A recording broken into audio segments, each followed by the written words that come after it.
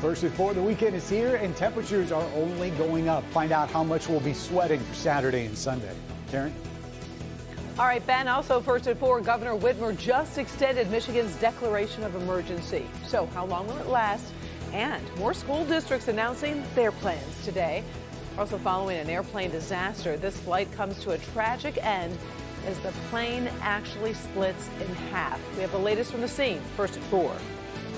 Live from downtown Detroit, home of WDIV and Click on Detroit, Local 4 News First at 4 starts now. Good afternoon, I'm Karen Drew. First at 4, Governor Whitmer takes action and more districts are revealing their back-to-school plans. So let's start with the governor extending the state's declaration of emergency until September 4th.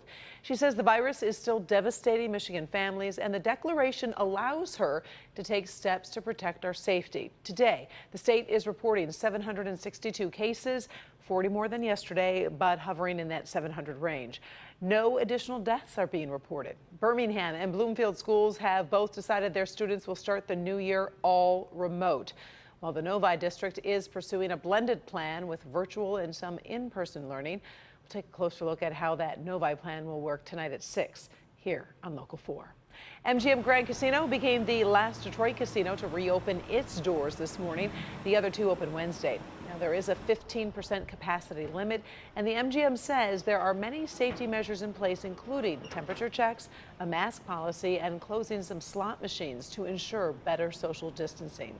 Reopening the casinos is also a shot in the arm for the city of Detroit, which relies on them for revenue. Detroit Lions are hoping to have fans in the stands this season, and we're getting a glimpse of how that might work. But one part of the pregame festivities will be missing. The Lions are telling season ticket holders it is still not clear how many fans might be allowed inside Ford Field. People will be expected to use social distancing. Face coverings will be required, and no tailgating will be allowed in the stadium parking lots. Jamie Edmonds gathering reaction right now, and she'll have more on this tonight at 5. Kind of got a taste of early fall football weather earlier this week, right? Well, summer is back, and Ben Bailey is back as well, standing by with what we can expect this weekend. Hey, Ben. You're right, Karen. It did feel a little bit like autumn here as we started out the weekend. We've used up the coolest stuff, so it's only getting warmer, but we're still only going to be about 3 to 5 degrees above average as we head into the weekend. And we've just barely touched 80 right now there at Metro Airport and also at Lapeer.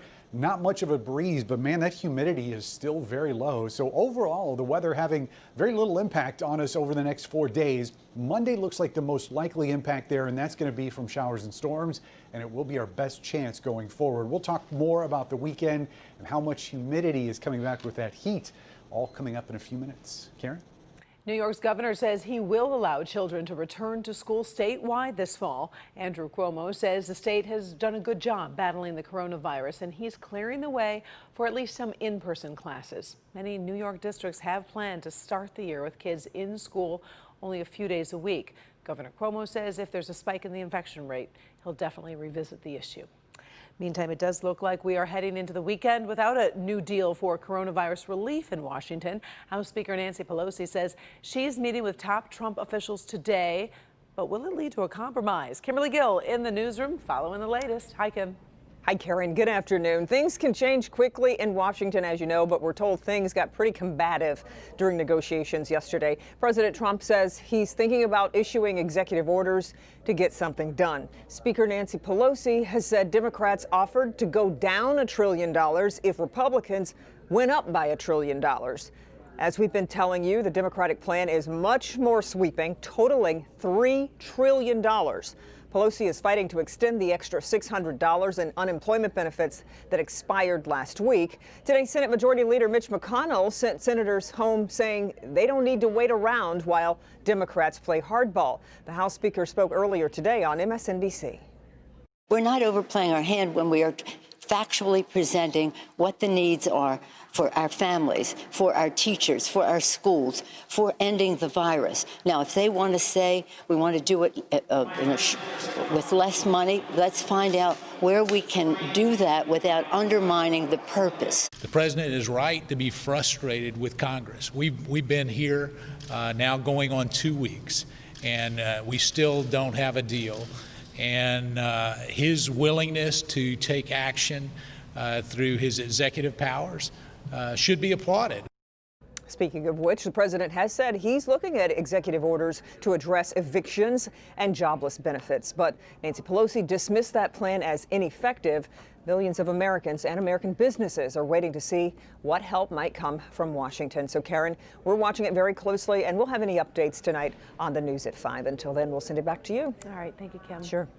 A New York State Supreme Court judge hands President Trump a defeat in a battle over DNA. A longtime magazine columnist is seeking the president's genetic material, trying to prove he sexually assaulted her back in the 1990s. The president vigorously denies the claim and says he never even met her. That sparked a defamation suit and the request for DNA. Now, the columnist says she still has the dress she was wearing during the alleged assault.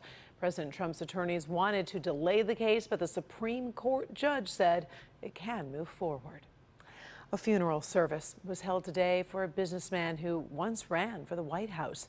Family and friends said goodbye to Herman Cain today in Atlanta. The businessman turned politician died last Thursday after a battle with COVID-19. It's unclear where he contracted the coronavirus, but he was hospitalized 2 weeks after attending a rally for President Trump in Tulsa, Oklahoma. Cain became a national figure when he sought the 2012 Republican nomination for president. He's survived by his wife of 52 years, 2 children, and 4 grandchildren. During the pandemic, we focused on hundreds of frontline heroes, usually people like nurses, doctors, paramedics, and nursing home workers.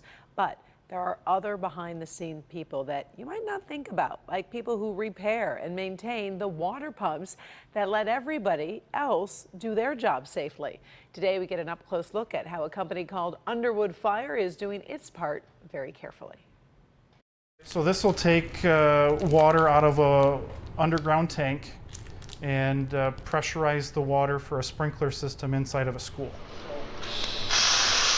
This will do 2,500 gallon a minute. It's a 10-inch piece of pipe that feeds this. So we're a manufacturer's rep for a fire pump company, and we buy and resell fire pumps for use in high-rise buildings, senior centers, hospitals, nursing care facilities. We're keeping the people that are frontline responders safe while they go to their work. The fire department will come into a burning building and connect hose to a standpipe valve, and that valve has pressure because of the pump in the basement. There'll be pumps in here that take water from Lake Michigan. Control panel bracket. And I tell the guys when they first get started, you have to treat it like your mom's in the building. The work you do, it's not a matter of if it's going to save somebody's life, it's a matter of when. And we had a hand in getting the TCF Kobo set up. Our equipment is installed at the Suburban Showplace, where they turned it into a temporary COVID hospital.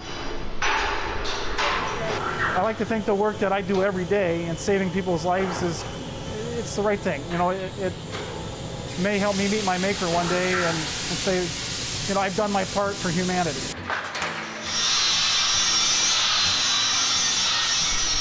A lot of people don't know this even exists. And the work I do on a daily basis means that if there was a fire in a building, any one of those people inside that building would be able to go home to their family because of the work that we're all doing here.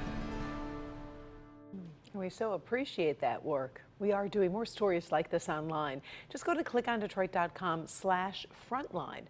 And thanks again to all the frontline heroes, those we might never see and those we see every day. Still ahead here first at 4, heartbreak on top of coronavirus suffering, the tragic story of this plane crash. News from around the world is coming up. Prince Harry versus social media, what he thinks those platforms are doing to us, and now he's trying to force them to make some positive changes. Why this troll doll is being pulled from store shelves. Some critics feared it could be dangerous in the wrong hands. Stick around for that story. First at 4.